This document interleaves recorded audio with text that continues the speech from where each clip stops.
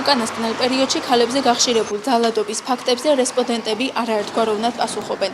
მათი უმეტესობა მიზეზებს ასახელებს. ზოგიერთი კი მიიჩნევს, რომ ქალებზე ძალადობას არც ერთი მიზეზი არ ამართლებს. გამოვრიცხავ, რაც უნდა იყოს მიზეზი. მაინც არ აქვს უფლება სიცოცხლე, რაც ღმერთმა ჩუქა წაართვას ადამიანს.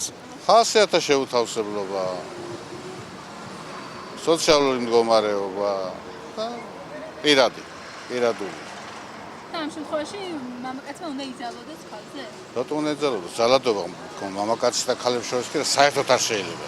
არაფერი მიზეზი არ არის გამართლებელი, იმიტომ რომ ბავშვები დაზიანდებიან აუცილებლად უნდა შეთანხმდეთ რამე გაუკვირობა არ უნდა იყოს მათ შორის.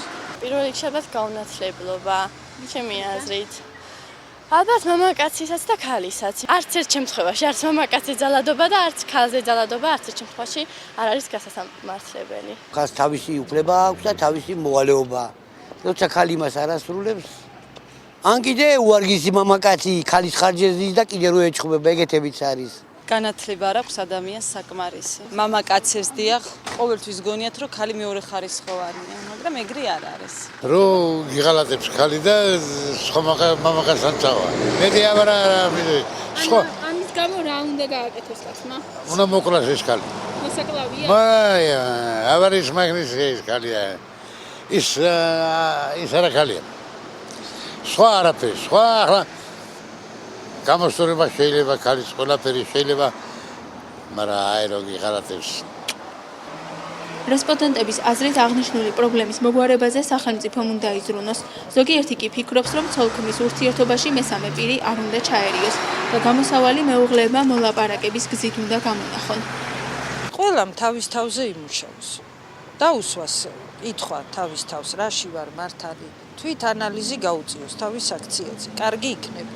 პოლიციამ კი არ არის კანონი და მაგითო არ ისჯებიან სათანადო. ჩემი აზრით ეს იმდენად ინტიმური საკითხია, იმდენად ცოლ-ქმრული და იმდენად ორ ადამიანს შორის, რომ ამის მოგვარებას არ ამგონია, რომ რომელიმე სახელმწიფო უწყება უნდა აკეთებდეს.